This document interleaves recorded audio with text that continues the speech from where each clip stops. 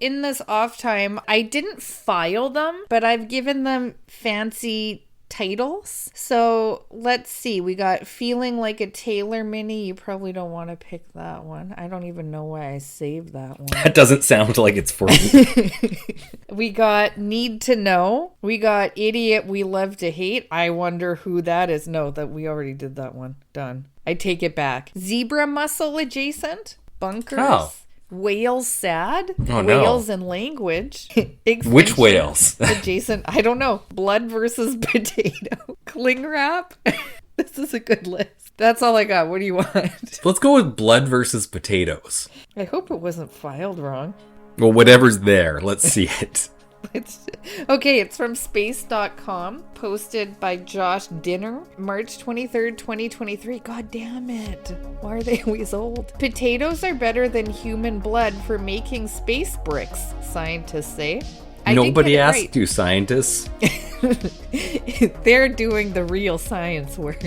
Engineers have created an intriguing concrete alternative using simulated Martian or lunar soil, potato starch, and salt. This space concrete is twice as strong as conventional concrete, the researchers say. They hope the new material will eventually facilitate construction efforts on the Moon and Mars. In a new study published in the journal Open Engineering, 2 researchers from the University of Manchester in England demonstrate the effectiveness of potato starch as a binder to create the novel StarCrete. I like that. In their study, concrete mixtures using simulated Martian and lunar soils featured strengths more than double that of ordinary concrete, which has a comprehensive strength measuring about 32 megapascals MPa. The StarCrete mixed with faux Martian soil clocked in at 72 MPa, while the mixture using simulated lunar regolith came in even stronger at 91 MPa. Stronger concretes typically last longer, but that isn't StarCrete's major advantage as the potential building material on the Moon or Mars. The scientists estimate that just 55 pounds of dehydrated potatoes could be used to produce nearly half a ton of StarCrete, which is enough to sculpt over 200 bricks. For context, you need about 7,500 bricks to construct a 3-bedroom house here on Earth. I love the tone of this article. Typical materials needed to mix concrete come with considerable weight. For future lunar and Martian constructions, as with any space mission, weight reduction is a big priority, whether it be a satellite, cargo to the International Space Station, or materials to build a house on the Moon. The heavier a payload, the more cost prohibitive it is to launch into space, so the less weight, the better. Capitalizing on the resources available at an astronaut's destination to supplement supplies that are difficult or expensive to send from Earth, known as in situ resource utilization, ISRU.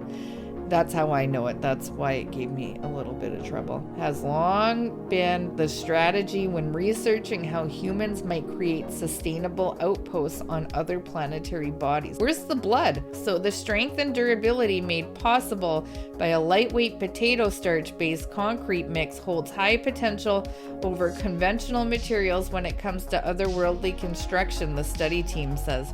How could this possibly tie in with blood? Do you think the next best thing is mixing the space rocks with blood? They seem to have settled on blood would have been a good one, and then got a bit, I don't know, convinced somehow that it actually is potatoes. Know. It said it right in the title though, right? Yeah, but I don't see how they got to the point of these are the 2 things we're down to.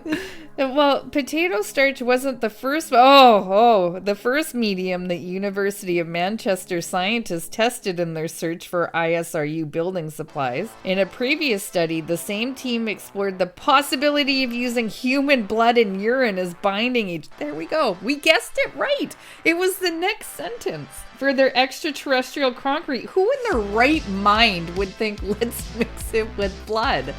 I think their thought process is, well, we already have to transport blood and urine up there in the form of a human. Maybe we can use that when they get there, so we don't have to add anything.